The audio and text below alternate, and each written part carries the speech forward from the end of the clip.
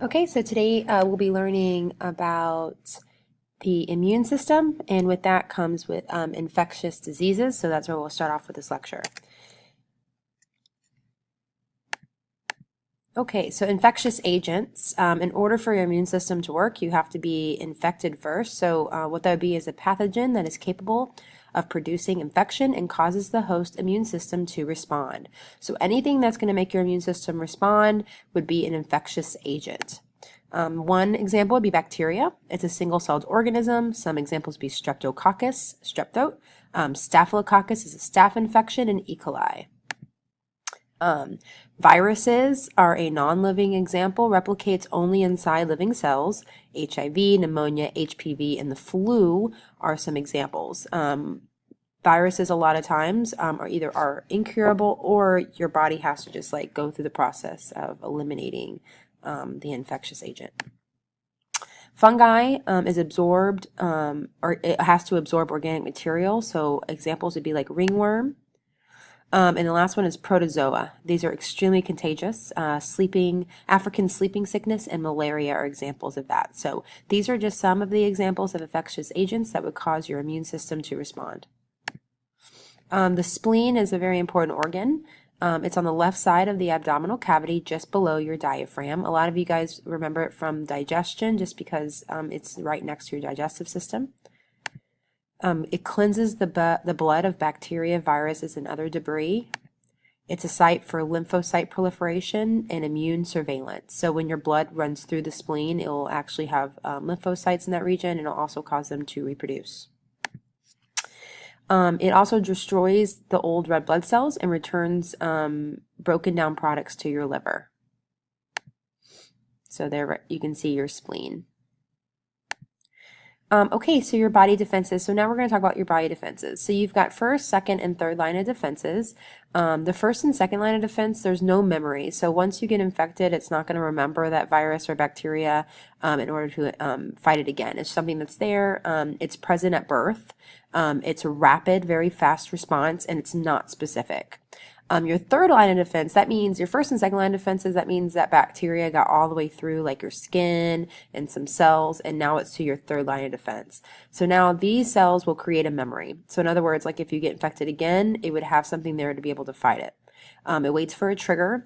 It's a slower response, and it's very specific. So specific cells will do specific functions.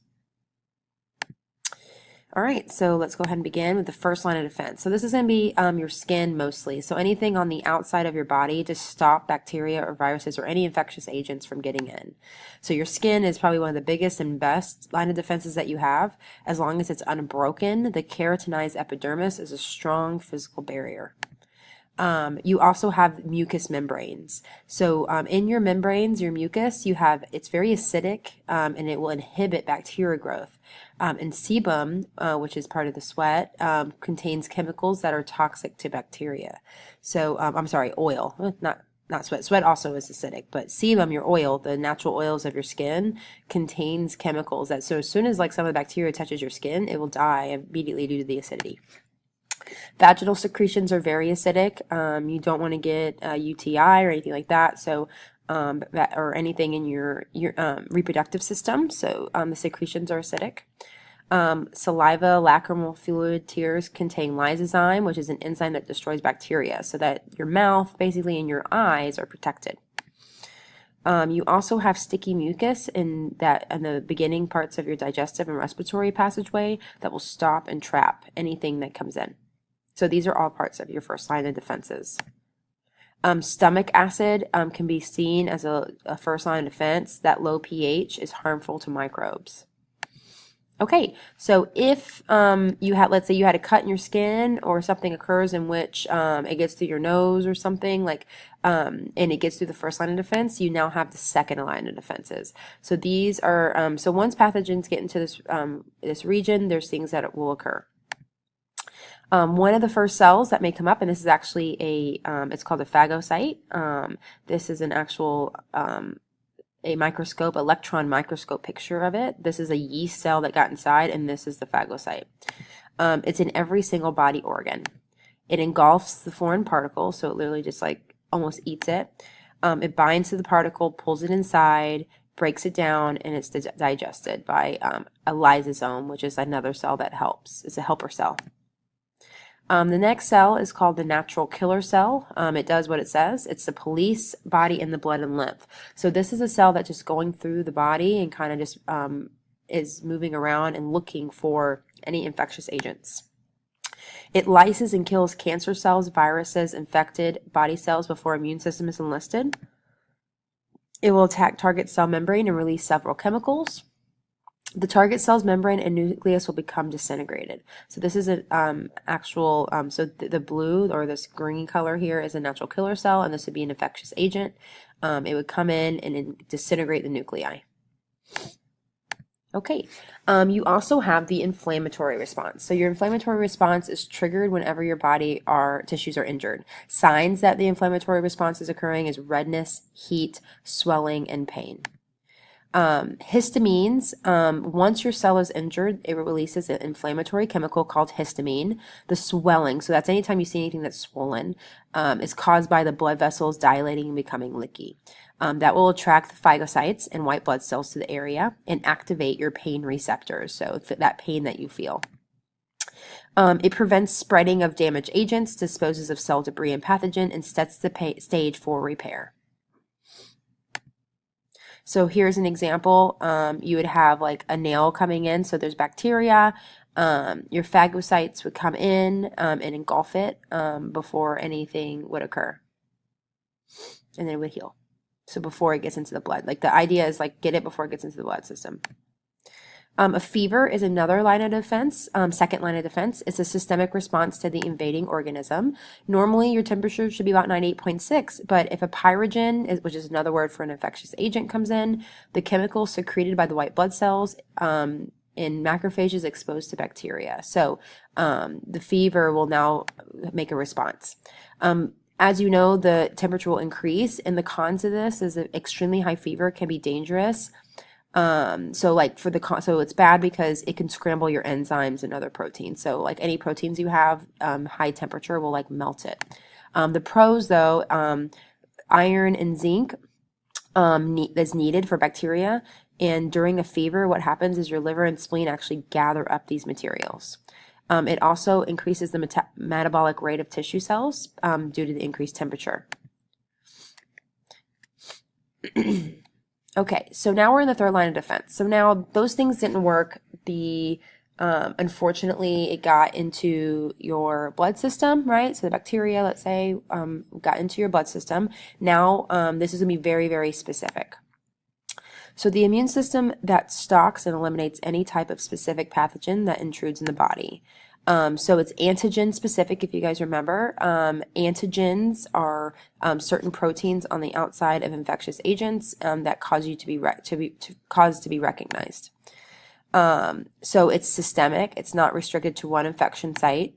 It has a memory. It recognizes and mounts every stronger attack on previous encounter. So once you've been attacked, it will recognize it again.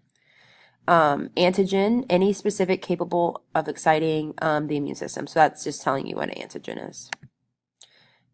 Okay, so cell production. Lymphocytes are white blood cells that originate in the white blood. This is a kind of a review. So these are different types of lymphocytes we're going to talk about. So you have B lymphocytes, these are B cells. T lymphocytes, which are T cells. And macrophages. Okay, so T cells develop in the bone marrow and then migrate to the thymus, which is between the lungs, where they mature and become specialized to identify foreign antigens. B cells will develop and stay in the bone marrow. Macrophages are formed in the bone marrow and remain fixed in lymphoid organs. So they'll be in your lymph system, like underneath your armpits, in your throat, places like that.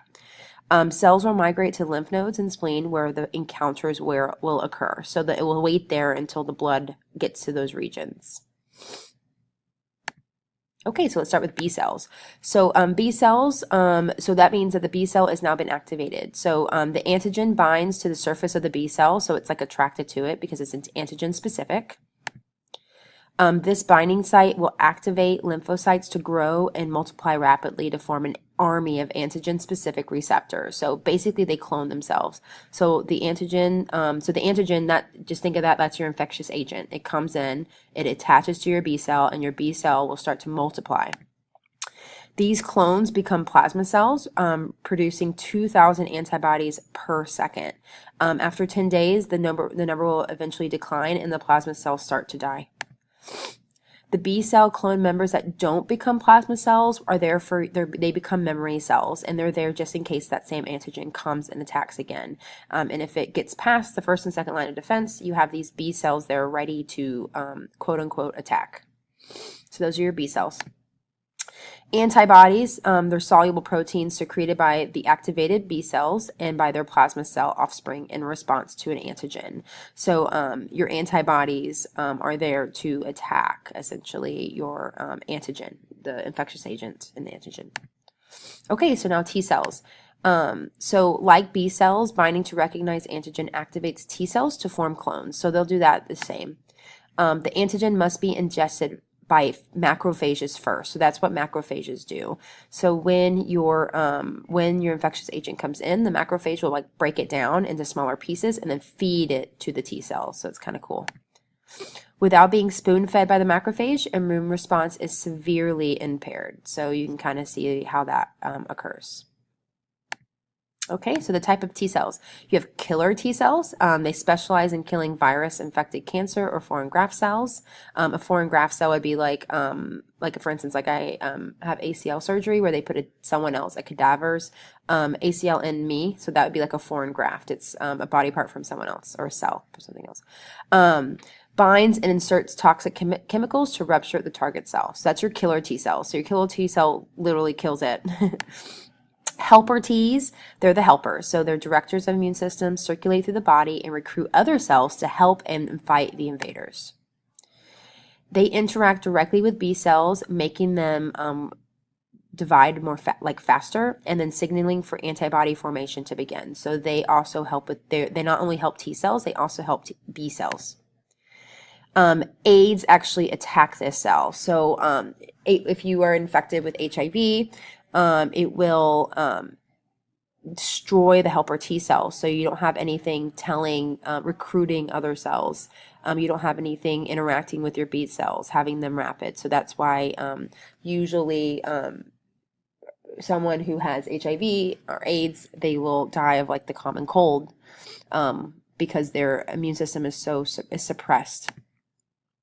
Suppressor T cells, they suppress both T and B cells once everything is done. So they will say, hey, we're done. The bacteria has been destroyed, or the antigen is just on the outside of your bacteria. It has been destroyed. The macrophages, I know this isn't in your notes, but I wanted us to review it one more time. It engulfs foreign particles and rids the area by feeding to the killer T cells. It secretes cytokines, proteins that stimulate T and B cells, enhance antibody formation, and attract leukocytes.